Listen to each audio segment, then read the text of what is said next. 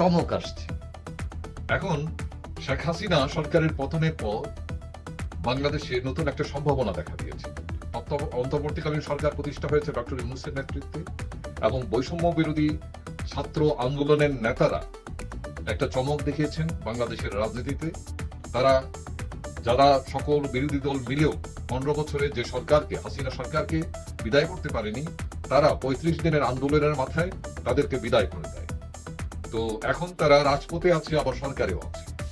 এখন অনেকেই ধারণা করছেন যে তারা নতুন দল করতে পারে। এখন এই দল করার ব্যাপারে তারা বিভিন্ন সমন্বয়কারী বিভিন্ন সময় বিভিন্ন কথা বলেছেন, কিন্তু তাদের সবার কথায় যেটা বোঝা যাচ্ছে যে তাদের রাজনীতির প্রতি ইন্টারেস্ট আছে। তারা চাচ্ছেন বিভিন্ন শ্রেণী ও পেশার মানুষের সাথে কথা বলে তারপর তারা সিদ্ধান্ত নেবেন। অর্থাৎ তারা রাজনীতি করবেন না, দল করবেন না, এটা উড়িয়ে দেন।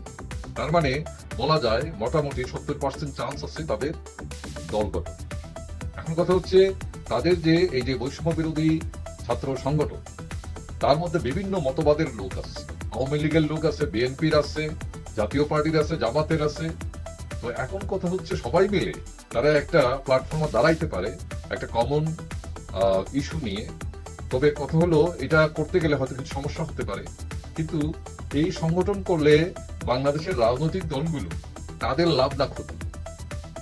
আসেন একটা ক্যালকুলেশনে আসে। প্রথম কথা হচ্ছে, বাংলাদেশে সবচেয়ে বড় দুটো রাজনৈতিক দল হচ্ছে বিএনপি এবং আওয়ামী লীগ। এখন আওয়ামী লীগ অনেকটা আত্মগোপনে আছে, তাদের অবস্থান একটু দুর্বল বিভিন্ন কারণে, এবং বিএনপি ফর্মে আছে। বিগত 15 বছর তারা দাঁড়াতেই পারেনি আওয়ামী লীগের সাথে। আওয়ামী লীগ যেভাবেই হোক তাদেরকে কবজা করে রেখেছিল, তাদেরকে কোণঠাসা করে রেখেছিল, মেরুদণ্ড ভেঙে দিয়েছিল। এবং শুধু সেটা না, তাদের নেত্রী খালেদা জিয়াকে তারা মুক্ত করতে পারেনি, আন্দোলন করে সরকারের পতন করতে পারেনি।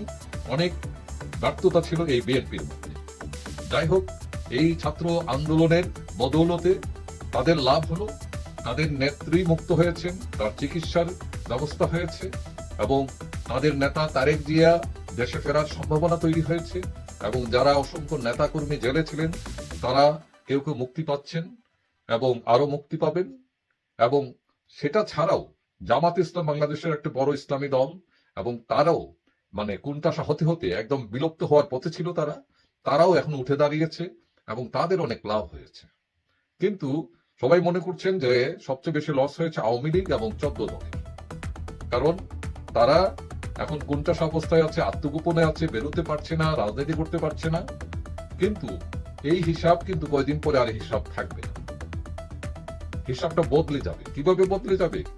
এই যে বিএনপি, জামাতে ইসলাম, ইসলামী দলগুলোর লাভ এখন দেখছেন, আওয়ামী লীগ 14 দলের ক্ষতির মধ্যে আছে, কোণঠাসা অবস্থায় আছে, আত্মগোপনে আছে। জাস্ট যখন নির্বাচন ঘোষণা হবে তখন থেকে লাভ লোকসানের হিসাব বদলে যাবে, এবং সেটা বদলে যাবে ছাত্রদের দল করার উপর বিশেষ করে।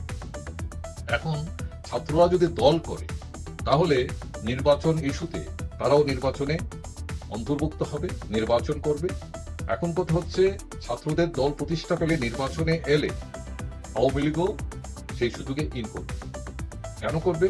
আওয়ামী লীগ কোনো নিষিদ্ধ ঘোষিত সংগঠন নয়, এবং বড় একটি দল, যেহেতু তার নিবন্ধন আছে, সুতরাং সে নির্বাচনে অংশগ্রহণ করবে 100% নিশ্চিত। এখন আওয়ামী লীগ ইন করবে, এটা হচ্ছে তার লাভ। 2 নম্বর হচ্ছে যে বিএনপি, জামাত, যারা কে মোটামুটি একটা ফর্মে নিয়ে আসছে এই ছাত্ররা, তারা মনে করছে তাদের অনেক লস।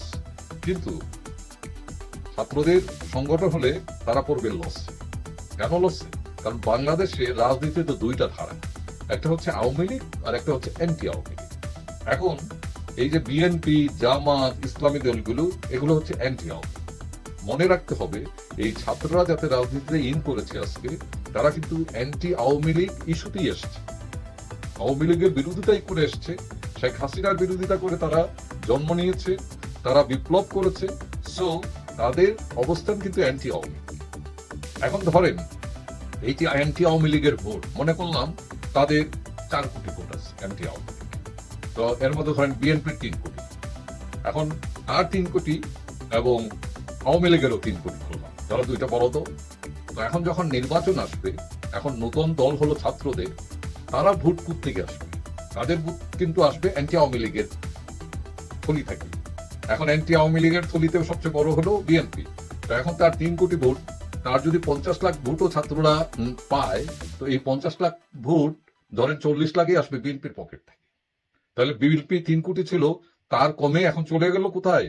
2 কোটি 60 লাখে ভোট। কিন্তু আওয়ামী লীগের 3 কোটি ছিল, এটা কিন্তু ঠিক আছে, এটা কিন্তু কমে নাই। কারণ আওয়ামী লীগের ভোট কিন্তু এরা নেবে না, এরা অ্যান্টি আওয়ামী লীগে দিয়ে তার জন্ম হয়েছে। সো এখানে আওয়ামী লীগের লস নাই, লস হবে বিএনপি। তো অনেকেই মনে করতে পারেন যে ছাত্ররা আওয়ামী লীগের বিরুদ্ধে, এবং এটা ঠিক, কিন্তু ছাত্রদের দল করে মানে হচ্ছে আওয়ামী লীগ উইনার। এবং এটা আপাতত মনে হচ্ছে যে আওয়ামী লীগ শত্রু, ছাত্র আওয়ামী লীগ শত্রু, কিন্তু এক অর্থে আওয়ামী লীগ কিন্তু ছাত্রদের বন্ধু। কারণ তারা উপকার করে দিচ্ছে ইনডাইরেক্টলি বিএনপির ভোট কেটে, অ্যান্টি আওয়ামী লীগের ভোট কেটে, এবং আলটিমেট গেইনার হচ্ছে আওয়ামী লীগ। যাই হোক, বুঝাইতে